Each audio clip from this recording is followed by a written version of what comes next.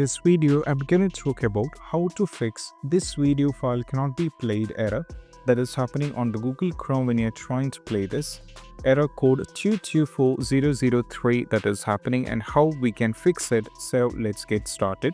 So first of all, what you need to do is get into the Google Chrome, and from here you have to click on the three-dot menu, and from here we need to navigate to the settings. From here we need to go to the system, and there is an option called use graphics acceleration when available. So if it is actually turned on, what in each bus we have to turn it off. If it is actually turned off, you're fine with it, you don't have to do anything. You can skip this step and move to the next one. So if it is turned on, you have to try turning off this. When you turn off this, you'll be having a relaunch option here. Just click on this. Now that will take you back to the Google Chrome once again, and you have to check.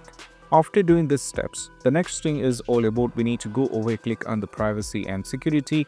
From here we have to click on the deleting browsing data, and from here make sure that you put a check on all these boxes and click on more and set this to all time.